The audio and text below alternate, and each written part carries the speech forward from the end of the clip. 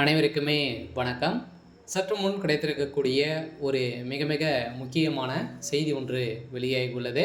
சற்று முன் 7 ஆண்டு சிறை, உதயநிதிக்கு எதிராக நீதிபதி இறுதி தீர்ப்பு. பாலியல் வழக்கில் வசமாக சிக்கிய உதயநிதி ஸ்டாலின், இது மாதிரி பார்த்திங்கன்னா செய்திகள் வெளியாகிருக்கு. இப்போ சதுரடியாக அண்ணா பல்கலைக்கழகத்தில் நடந்த பாலியல் வழக்கின்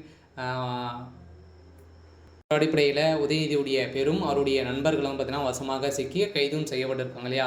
இப்போ அவருடைய நண்பர்கள் கொடுத்த வாக்குமூலத்தின் அடிப்படையில் தான் இப்போ மாணவி புகார் கொடுத்த அடிப்படையில் இப்போ மாணவி கொடுத்த வாக்குமூலத்தின் அடிப்படையிலும் இதுவரை நடந்தது அனைத்துமே பார்த்தீங்கன்னா ஒரு அனைத்துமே திமுகவுடைய ஆட்டம் தான் அப்படின்ற மாதிரி நீதிமன்றம் வழங்கியிருக்காங்க.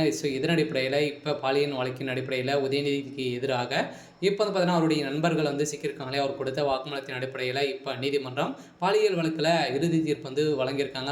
அந்த சார் யார் அப்படின்ற மாதிரி ஒரு பெரிய கேள்விக்குறியாகவே இருந்திருந்த நிலையில் இப்போ தமிழகத்தில் பெரும் பரபரப்பை ஏற்படுத்தியிருக்கு. இதை பற்றி இந்த வீடியோவில் நம்ம முழுமையாக பார்க்கலாம். அதுக்கு முன்னாடி நம்ம சேனலுக்கு இப்போ தான் நீங்கள் முதல் முறையாக வந்திருக்கீங்க அப்படின்னா மறக்காமல் நம்மளுடைய சேனலை சப்ஸ்கிரைப் பண்ணி சப்போர்ட் பண்ணுங்கள். வாங்க வீடியோக்குள்ளே போகலாம்.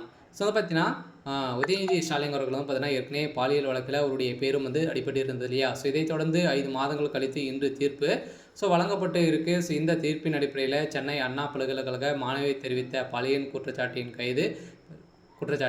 கைது செய்யப்பட்ட ஞானசாகர் எதிராக வழக்கில் சென்னை மகளிர் நீதிமன்றம் பார்த்தீங்கன்னா இவருக்கு 30 ஆண்டுகள் பார்த்தீங்கன்னா சிறை தண்டனை வழங்கிறதாங்க இல்லையா.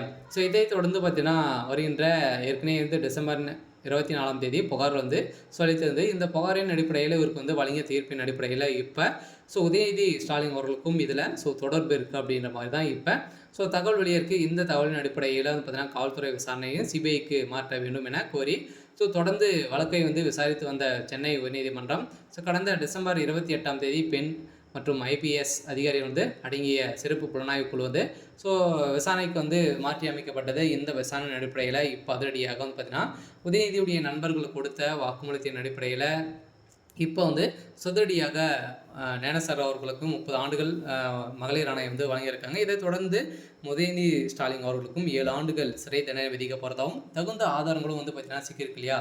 ஏற்கனவே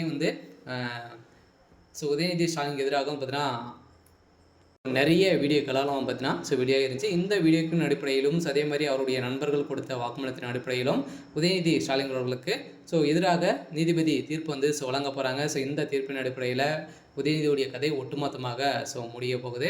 சரி, ஓகே. இன்னைக்கான அப்டேட் இதுதான். மறக்காமல் நம்மளுடைய சேனலை சப்ஸ்கிரைப் பண்ணி